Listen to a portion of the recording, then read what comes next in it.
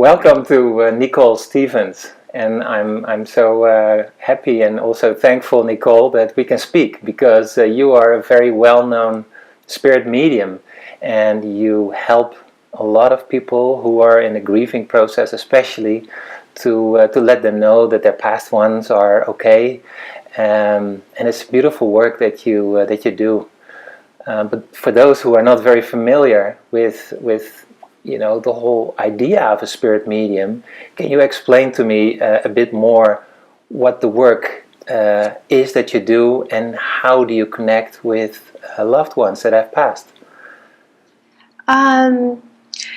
When a loved one crosses, their spirit is still very much alive, and so I connect with their spirit, and I deliver messages. I convey their messages to their loved ones here and let them know that they're eternally around them and still loving them and helping them in many, many ways. So I deliver messages from the afterlife. It sounds beautiful to me, and I can also imagine that people who are completely not familiar with it, they say, how is it possible? When you die, you're dead, and not everybody gets that. And it seems that you, even when you were 3 years young, you got already messages and you already picked up on things. And what do you remember from those years? I was terrified. Were you? I was very, very scared. I didn't really know what was going on at that time. And then I spoke to my grandmother, and she had told me that, we knew things in our family, and we saw people that had crossed.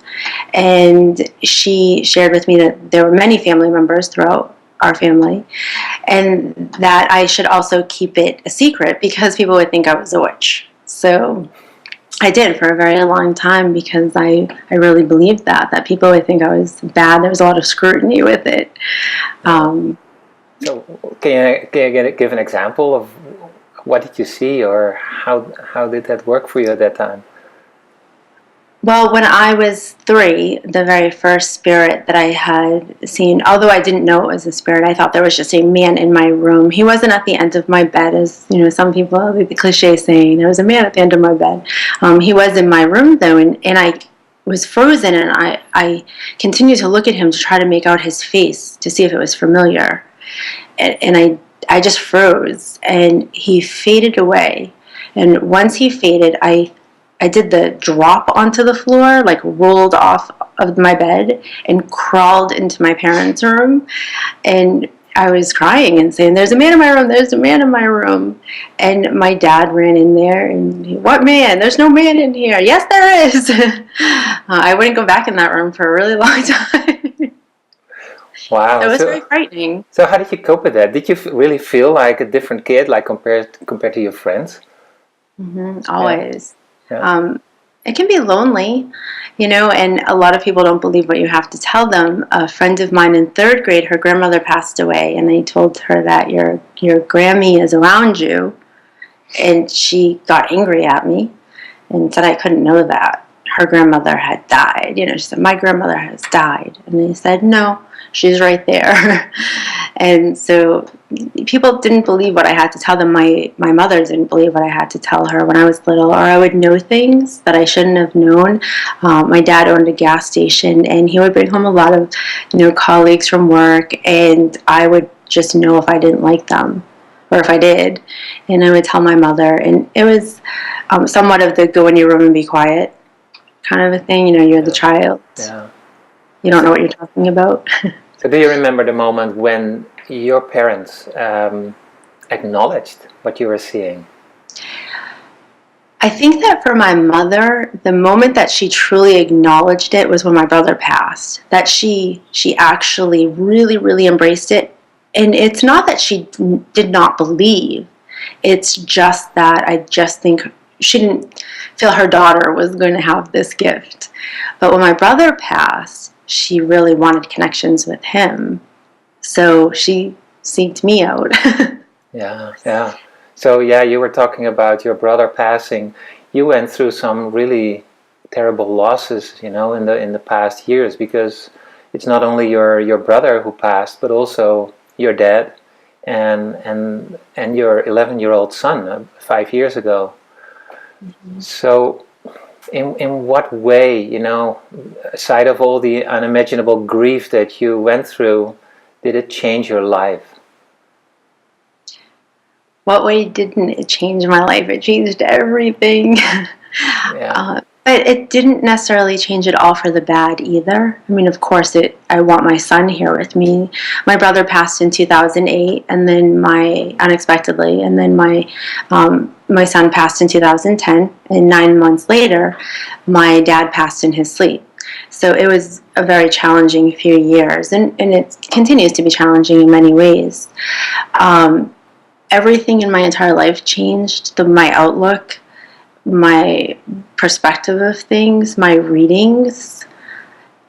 I now walk in the same shoes as many as my clients, whereas before I didn't. So it's not that I wasn't very compassionate and kind previous to everything, but I had a newfound kinship with them. Yeah. That I was walking in it too. And, I kind of will joke with my husband or my family and say, the higher ups, God was saying to me, girlfriend, if you're going to do this work for me, you're going to help me, you're going to go through it. You're going to know it from all different angles.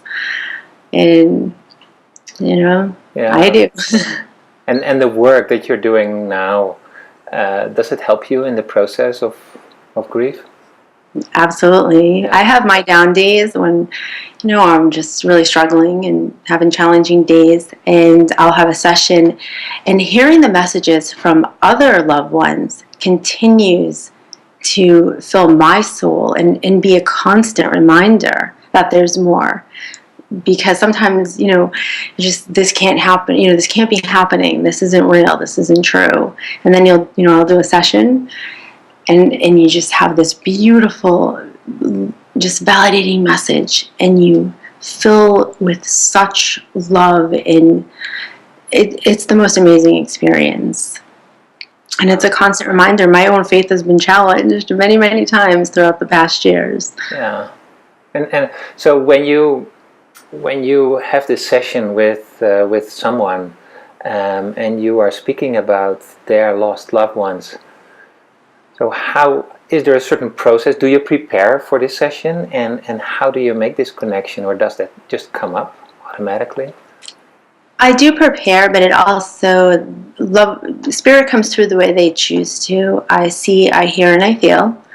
And it's always Spirit's choice how they choose to come through. And they set up everything. Spirit runs the show. I'm just the messenger.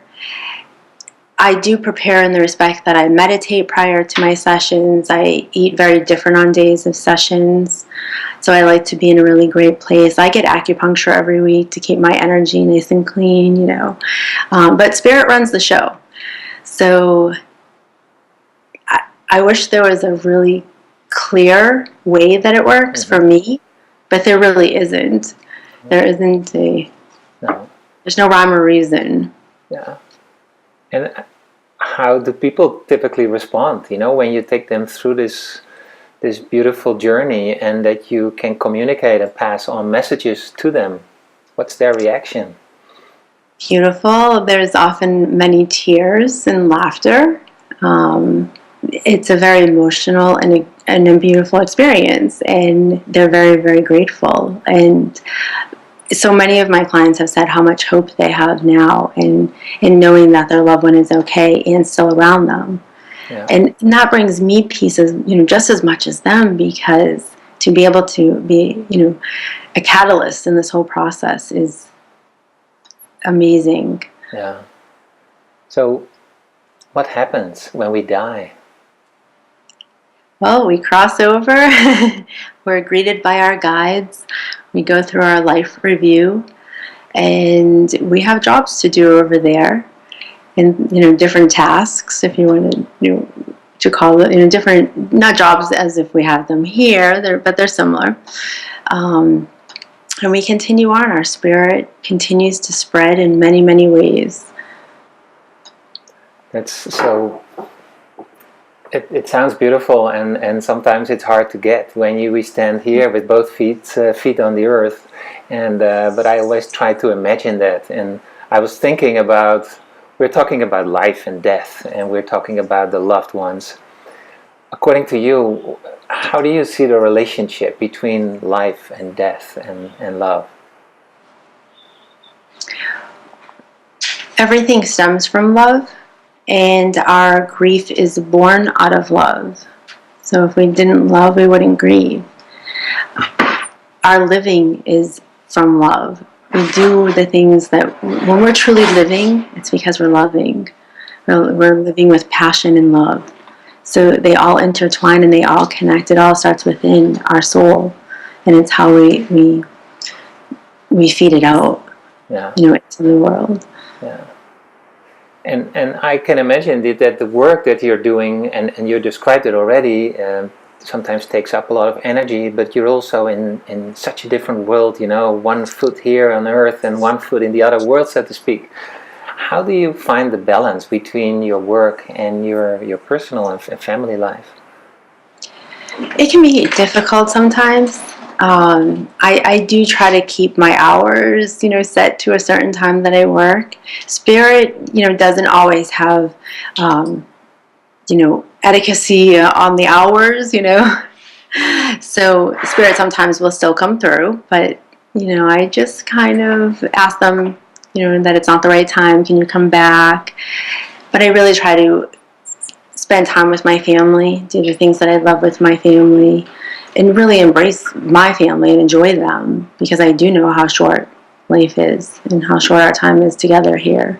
Yeah. So I try to make sure I make time for them just as much. Yeah.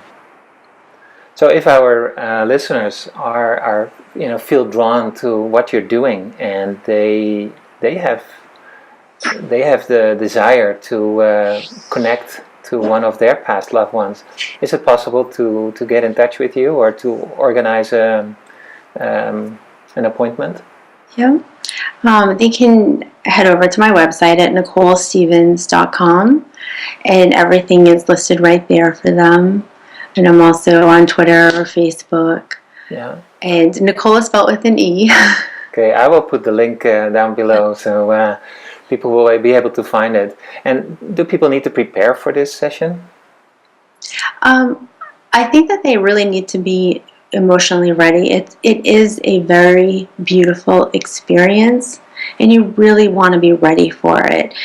There's no time frame as far as when Spirit can come through. You may hear that here and there, that you have to wait 3 months or 6 months. I've had Spirit come through the minute they've passed. So it's not about that. It's about how ready you are for it.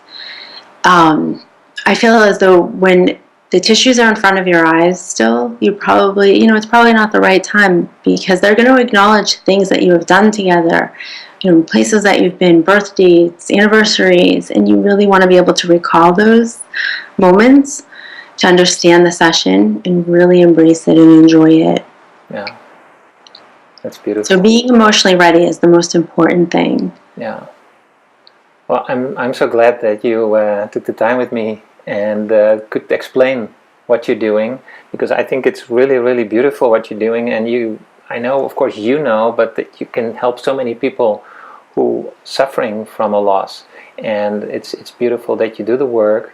And I would love to share your story here on Soul Love, just because I think we're all beautiful souls, and we're all here to share with each other what we have to offer to this world. So thank you so much, Nicole, for speaking with me.